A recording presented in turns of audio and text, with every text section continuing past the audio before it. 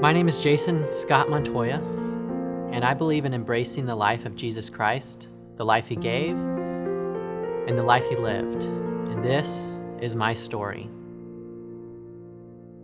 I grew up in the little city of Flagstaff, Arizona, many miles from where I now live in the city of Atlanta. And I grew up in just a really healthy community, healthy family, Christ-centered parents, grandparents, uncles, cousins. God had really orchestrated a really neat upbringing for me, one that was intentional and one that was healthy and one that was safe. And when I look back and I reflect on my upbringing, I really look at it as I grew up in the Garden of Eden. It was just a really beautiful, safe place for me to enjoy life, to be optimistic, to see the potential of what I could do and what God could do through me. And my parents just did a really good job of loving me, taking care of me, and yeah, we had our mistakes. There were issues that we had along the way, but it was a really neat experience. One of the things about it though was I didn't know anything other than what I had experienced. So I thought what I went through was fairly normal. I thought most people had experienced the type of upbringing that I had experienced, and so I didn't necessarily appreciate it or understand it. And as I got older and really started getting to my high school years, me and my dad, personality-wise, conflicted a lot, and I decided that I wanted to go explore. And there was a situation that I had with my dad that kind of pushed me to go further. My dad was a very responsible person and very much one that cared a lot about excellence and doing things right. And I was creative and free thinking, and in a lot of ways we had a lot of conflict just because we were so different as people, and he had a lot of experience and wisdom, but I didn't want to hear it. I was a rebel, and I wanted to push back, and so I loved helping my dad and loved being with him, but a lot of times he could become critical of me and I would take it personal. And there was one time that I think I really took it maybe too far, and maybe he did it as well. There was a situation where I was helping him with his work trucks, and he had asked me to change the oil, and so I went to go change the oil, and the canister that the oil drains into, I had put it under the truck, but I'd forgotten to take the nozzle out. And so when the oil came out, it essentially went all over the place, everywhere except for the container it was supposed to go into, and we happened to be in his work facility, and so it went all over the floor of this complex, and it was just a huge mess. And when my dad saw it, I think he freaked out, and he started yelling at me, and I didn't know what was going on, and I didn't mean to do it. I hadn't done it intentionally. I'd made a mistake. But when he had verbally started what I felt like was an attack, I took it personal, and it allowed me to start to buy into a lie that I had to perform to be accepted. And I think at that point I made two decisions. One was I never wanted to put myself in a position where I would fail, because at this point I had failed, and it wasn't even on purpose.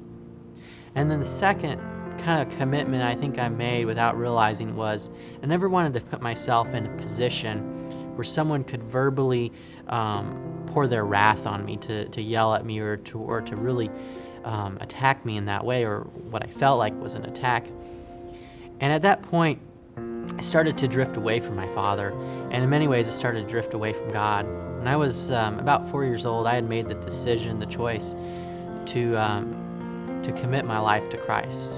And I remember the moment when I was with my mom in her arms, and I just felt the Spirit overcome me, and I didn't really know what it meant or what it was about. But at this point, I kind of bought into the lie that I had to perform to be approved, to gain acceptance, and not just from my dad, but from a heavenly Father, from God as well. And around that time when I bought into that lie, I got into pornography at that time, and also I wasn't content with my dad, so I said, I'm going to go look for a new dad. And so I went and started gravitating towards other mentor-type figures in my life. Some were healthy and some were unhealthy. And ended up meeting my wife. We ended up getting married. We went on our honeymoon, and the day we got back from our honeymoon, we packed up everything, and we left the little town of Flagstaff and moved to the city of Atlanta. And at that point, what had happened is I'd lived in this place where my parents had built this well.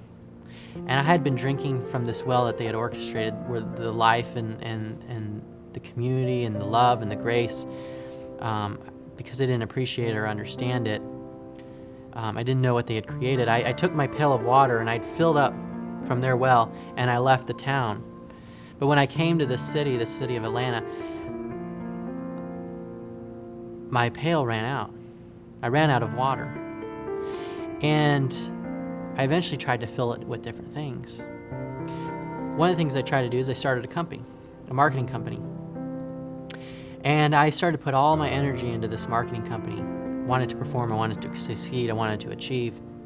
And at the cost of my marriage and at the cost of my relationship with God, I really was neglecting the very things I was saying were important.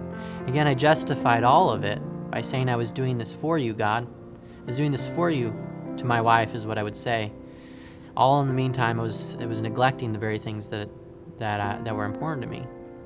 And so I poured myself into that. And at the same time, I had carried that sin unbeknownst to anyone in my involvement with pornography and the lust that I had in my heart.